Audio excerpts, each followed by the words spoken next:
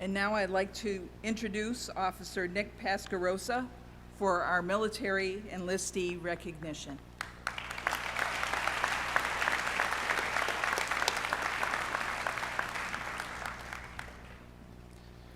Good evening, Dolphins. The last time I stood before you, I told you I did so in dread.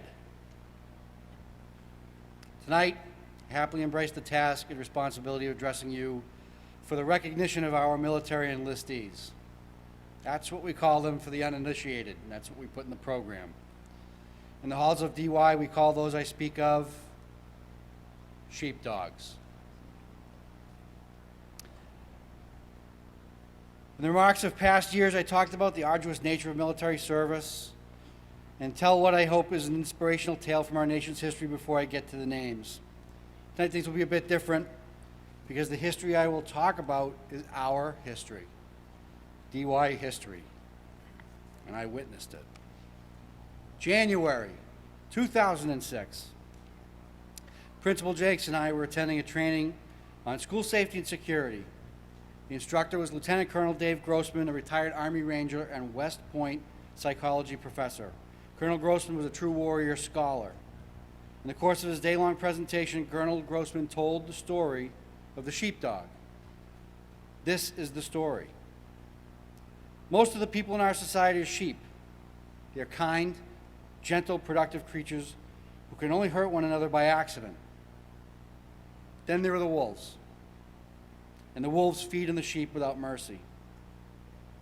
But then there are the sheepdogs. The sheepdog lives to protect the flock and to confront the wolf. The sheep generally don't like the sheepdog. He looks a lot like the wolf. He has fangs and the capacity for violence, just like the wolf.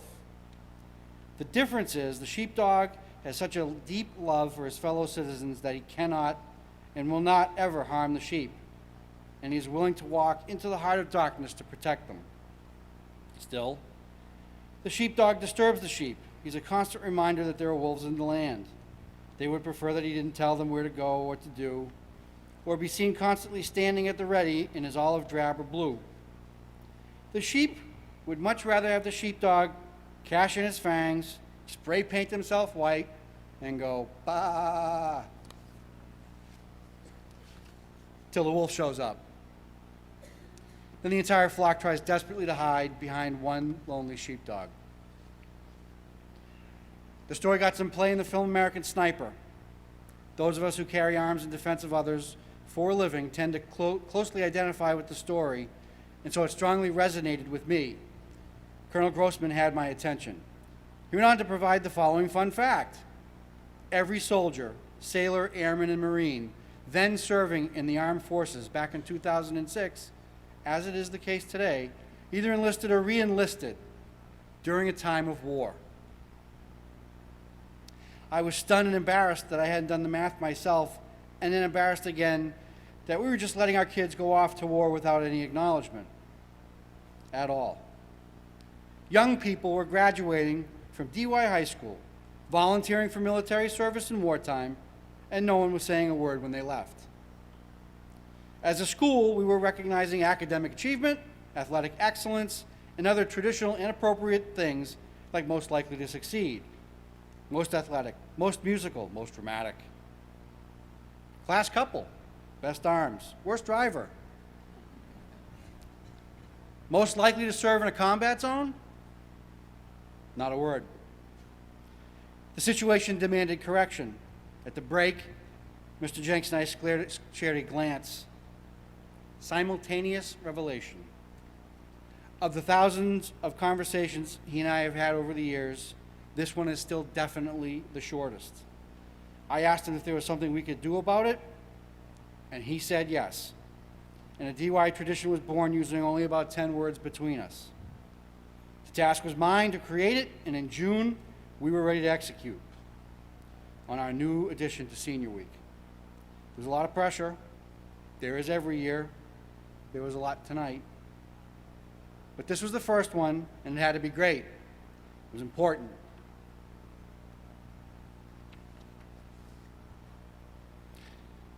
I didn't realize just how important at the time. So I gave a short speech. I talked about the 2% of the class that had enlisted. I told the Sheepdogs story. And I made remarks about walking the warrior's path of discipline, service, truth, camaraderie, honor. And then I called the 10 names of the Sheepdogs of the class of 2006. And the last name that I called was Nicholas Exaros. I remember it very clearly. Nick rose from his seat. It was over there. He came up and he joined the other Sheepdogs for the loudest and most sustained applause of the entire event. At that assembly on June 9th, 2006, it was those 10 enlisted kids who brought the thunder, and it was Nick who brought the lightning. The whole place was already on his feet when I called Nick's name, and cheers got measurably louder as he made his way from the back of the gym to the podium. It was a sustained roar. It was a testament to who he was, who they were, and their joint cause. Our little sheepdog presentation was a 10 and was locked in as a new DY tradition. 3 years later, Nick was killed in action, serving with the United States Marine Corps in Afghanistan. And that was a bad week. We waked him here under the basket, about 20 feet from where he sat at senior last assembly. The gym's hot tonight, but it was nothing like the 2 days in July when my friend Ken Jenks and I, with the help of Adriana Sheedy and Mrs. Whalen from the main office, were getting this place ready. 7,000 people came through this gym to pay their respects to Yarmouth's fallen favorite son. Some Marine Corps honor guard and police color guards from everywhere. It was a hell of a send-off. Since then, we've named a field house for him, dedicated a flagpole at the baseball field, named a bridge after him. Big Nick's Ride is in July. People everywhere are wearing the t-shirt. And in a few minutes, 3 scholarships will be awarded in his name, 1 presented by me and 2 by his dad. I'd like to think that his name has been preserved and his legacy has been secured.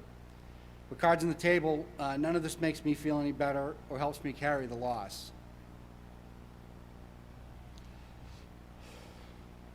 I find my solace in knowing, beyond any doubt, that Nick knew before he left this gym that day that he was valued and that his choice to serve was respected and appreciated.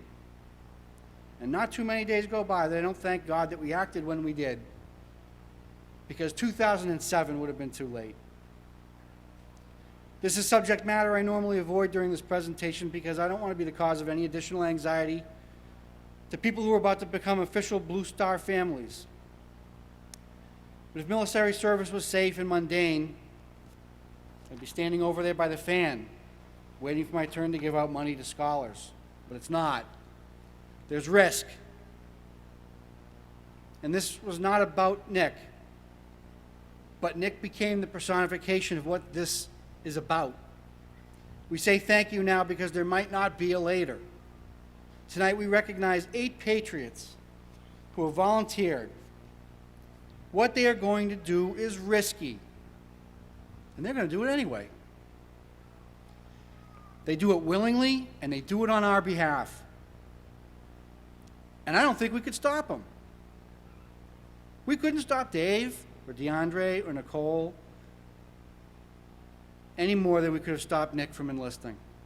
It is simply part of who they all are. It is how they're built and part of what makes them special. They will take up arms for us, and they have accepted the responsibility for guarding the flock and confronting the wolf, because they are sheepdogs. Furthermore, no one should ever leave these halls, our halls, having volunteered for military service while still in high school during a time of war or peace, without hearing all of us say in one voice, thank you. So on behalf of the DY community, I say it. Thank you. And I ask the 8 of you that when things get tough, you remember tonight and draw on the strength from us, enough to power you through it. We love you. We're proud of you. So keep your head in a swivel and come home safe at the end of your tour. We tell you these things tonight because we are DY, and that is our tradition.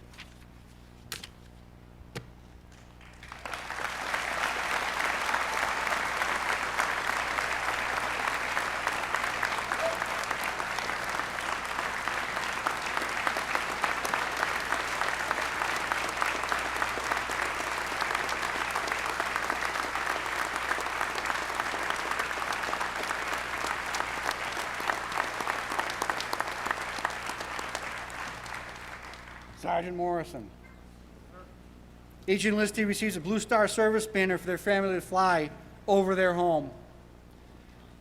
A DY Sheepdog Challenge coin and a plaque which reads, "On behalf of a grateful community, with pride and respect on your enlistment to the United States Armed Forces," and a quote, "Don't worry about me, Mom. I'm living the dream." Corporal Nicholas Exaros, United States Marine Corps. Veterans, please stand with me. Enlisted in the United States Air Force, Kyle Robinson.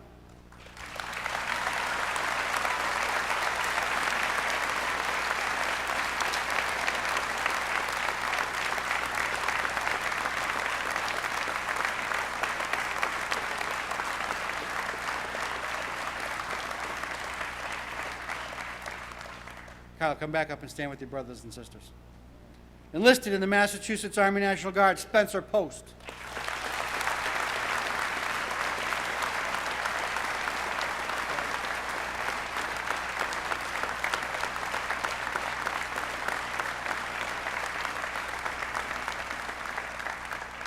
Enlisted in the United States Coast Guard, Ryan Benoit.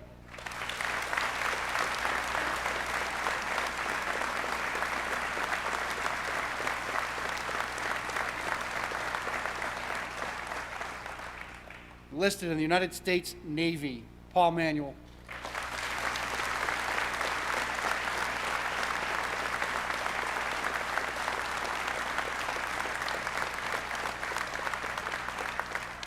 Enlisted in the United States Navy, Nicole Oberlander.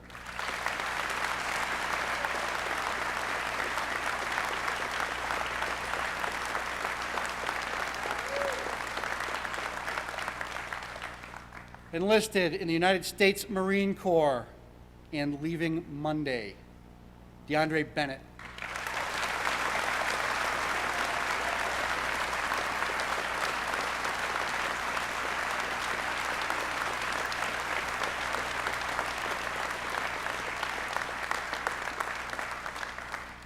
Enlisted in the United States Marine Corps and leaving Monday, David Weeks.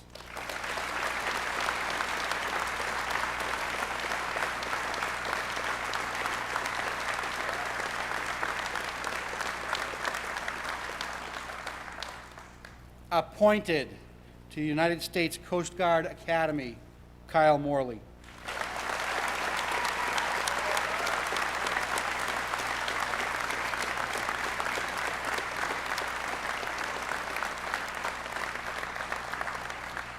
Ladies and gentlemen, Dolphins and Americans, the Sheepdogs of the class of 2016.